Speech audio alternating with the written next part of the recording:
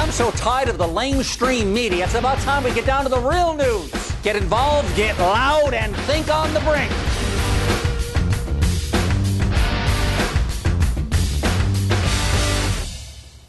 Well, this is Malcolm Out Loud, and welcome to the show. And, you know, you hear some of those names from yesteryear, some of the television personalities, and you wonder where they're at. And I've always been wondering, where's that Victoria Jackson? You remember Victoria from Saturday Night Live? Well, she's right here. So how you doing, Victoria? I'm good. How are you doing? You know, how many years has it been since you left that show? 20. I can't believe it's 20 years. I know. Where's the 20 years gone?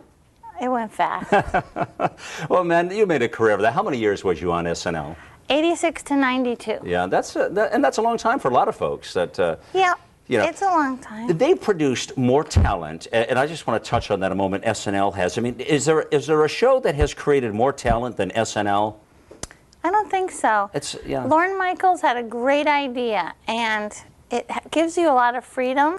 The cast, he changes every 5 or 6 years. That's why I left. Everyone says, why did you leave? But we have to write our own material, and that was a challenge for me. So everybody writes their own material? Yeah, like Mike Myers wrote Wayne's World, and Dana wrote The Church Lady, and Lovitz wrote The Liar. That's great stuff. And I would sit in front of my typewriter like this with a blank sheet of paper, go like, how do you write a character?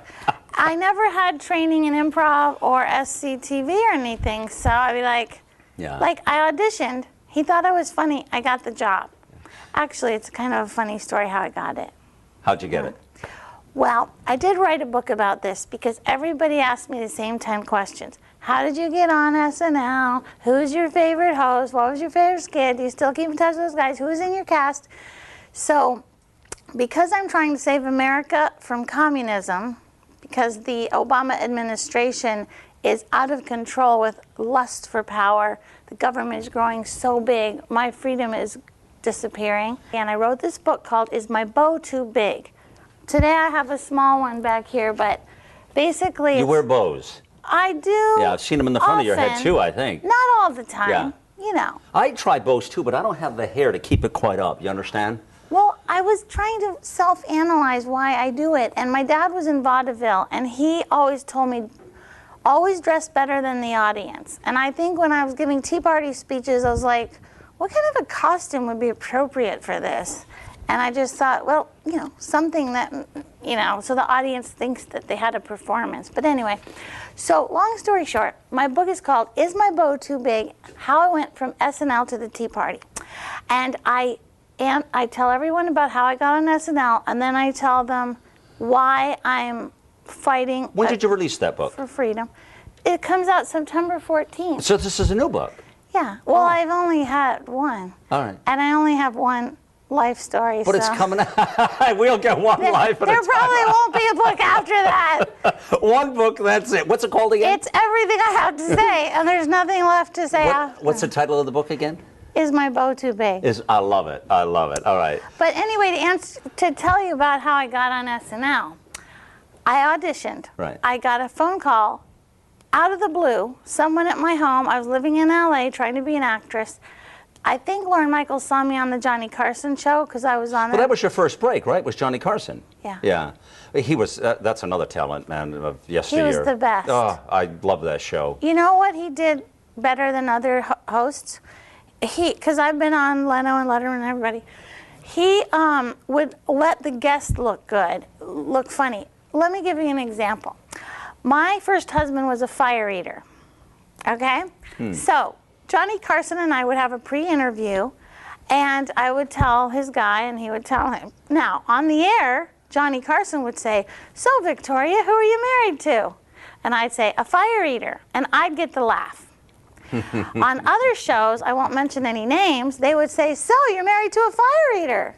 so that they would get the laugh. I see. All right. You see the difference? So that's the trick with Johnny, maybe. Johnny was so gracious. Yeah. He let me get the laugh, right. And then he would tap his pencil and make a face and get his own laugh. Well, and that's a talent. When you see somebody like that, I mean, you don't get a Johnny Carson every day. I mean, even today, I miss him. I mean, you know, people like that, Lucille Ball, you know, that's an era that's gone by. You don't replace those people, Bob Hope, you know.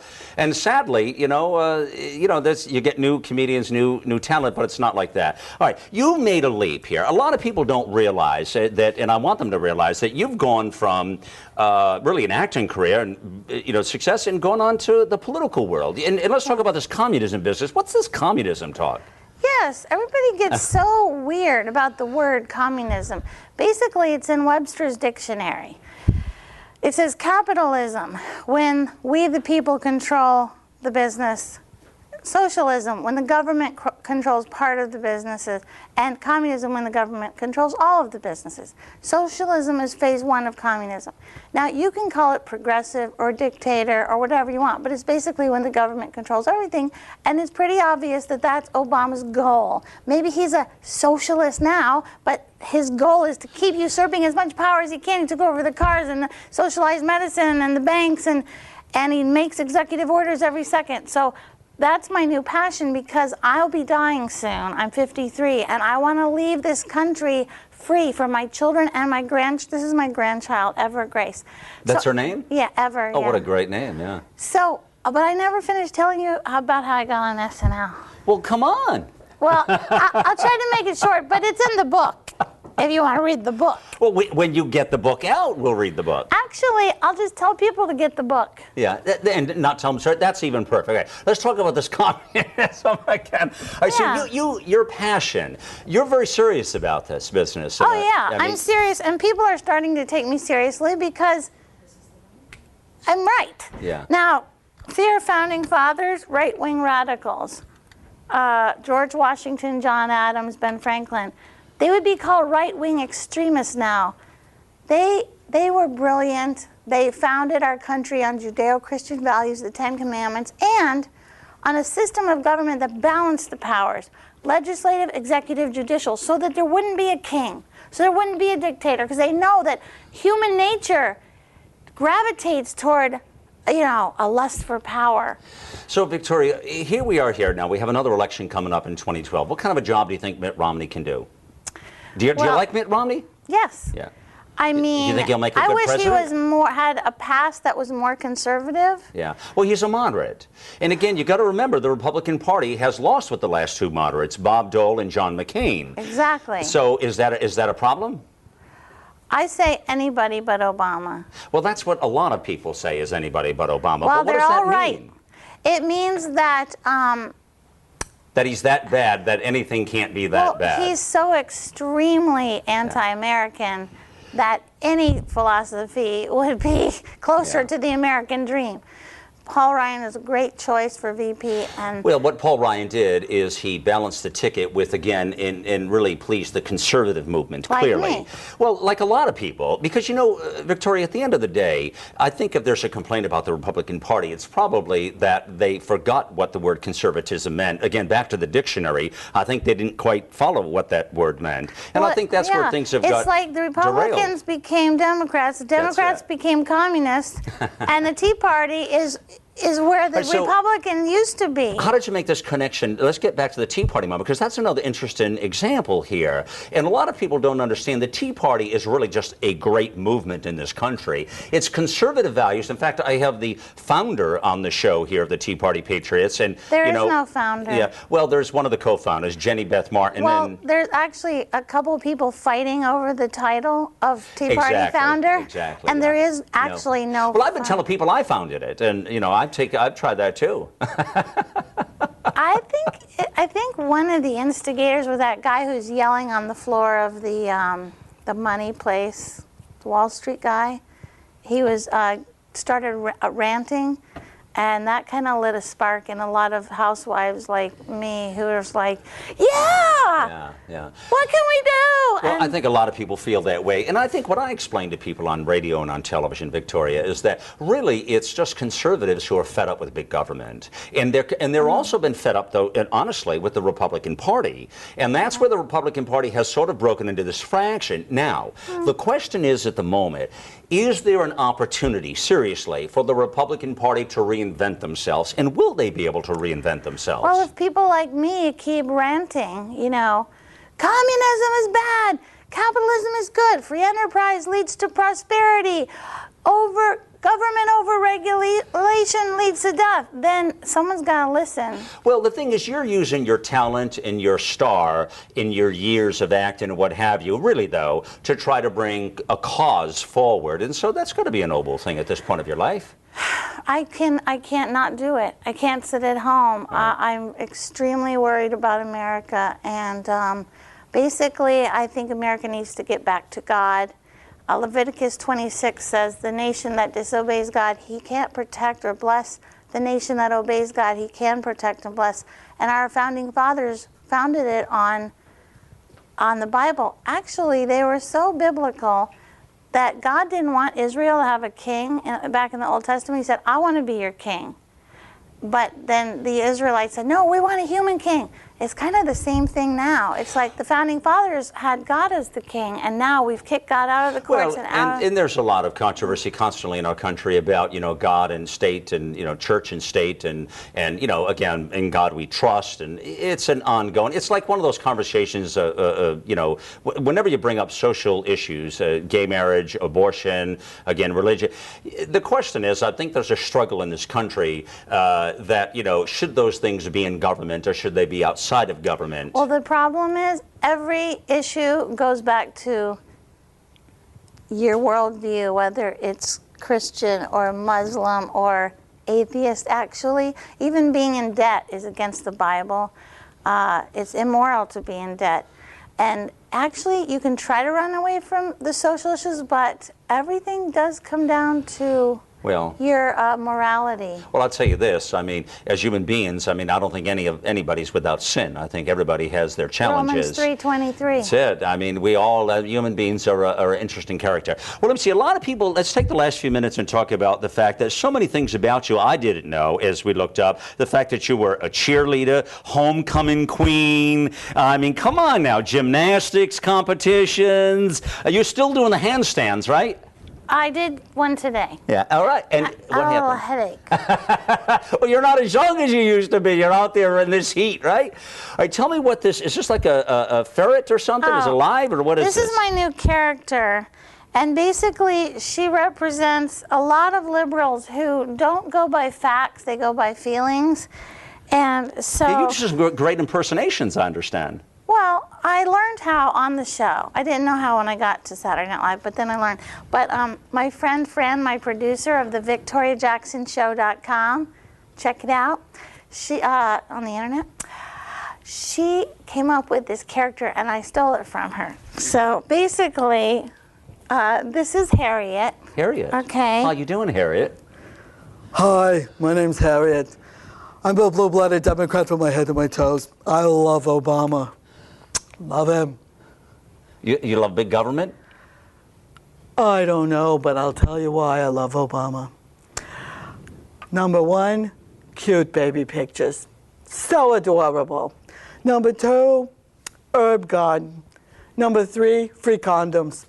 It's never too late. You're never too young for free condoms. I say pass them out to 3-year-olds, pre-kindergarten. You're never too young for free condoms. How old should you be?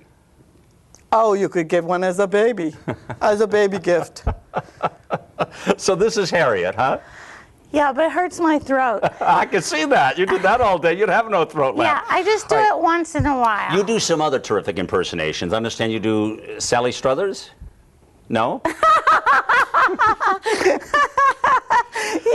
You did your homework. I got a few here. Tell me, what is Sally? Give me Sally Struthers. Okay. Go ahead. Okay, I had to do her on the show. SNL makes fun of people, which is mean.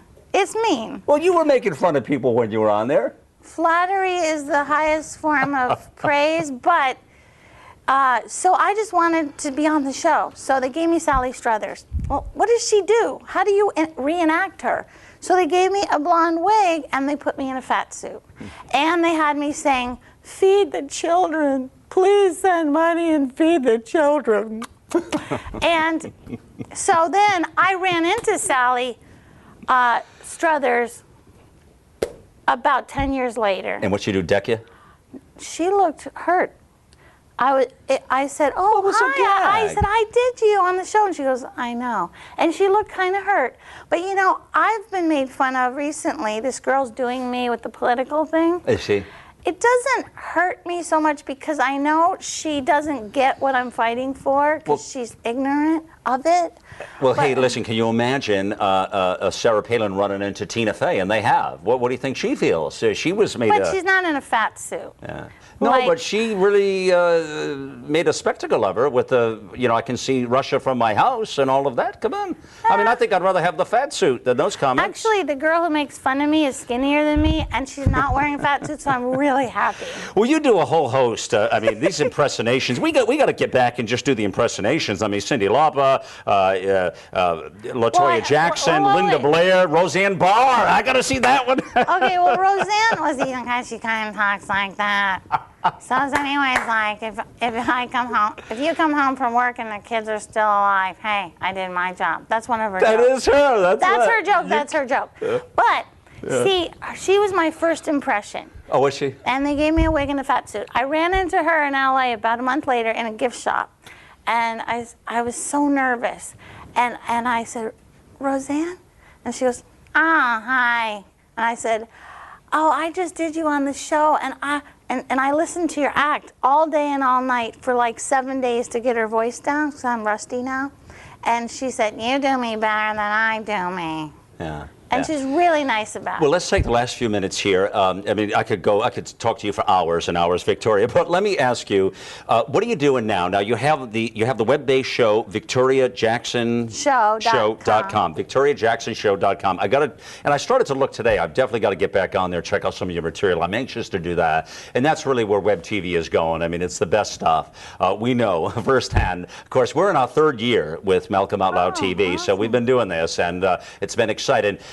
But you're also you do radio as well. You're doing. I had a radio show, but it was an experiment, and it was based out of my church in Fort Lauderdale. Yeah. But I kind of disbanded it because I'm kind of busy, and I wasn't getting a support. I think my boss wasn't a conservative, so Yeah. and he wasn't bringing me any guests. Like Fran hooked me up with Michelle Bachman today. That's what a producer does. They help That's you it. get guests. That's it. And So- nobody was helping me. Now, what kind of talk radio could it be that if he's not conservative? I mean, that can't be a talk church radio. and a church, you know?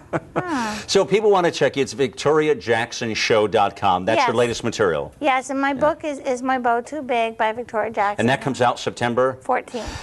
Let's make a commitment to get back after that so I can really help you. I want to pump that book up for you, get it out there. And I'd love to talk more about that book. It sounds great. I want to read it. Okay. So you don't have a copy for me today? It's not out? Not even an advanced copy? September 14th. It's coming up, right? But the girl on the cover kind of looks like this. Yeah. Oh, I'm anxious to see it, man, with the big bow and everything, right? Of course, right? It's going to be pretty cool. Well, congratulations for all your success, and it's great to see you make the leap and really help the Tea Party Patriots out and get... Freedom! That's it, man. Freedom! So, Victoria Jackson, VictoriaJacksonShow.com. Check it out. Romney Ryan! Malcolm Out Loud. Remember, get involved, get loud with Victoria Jackson.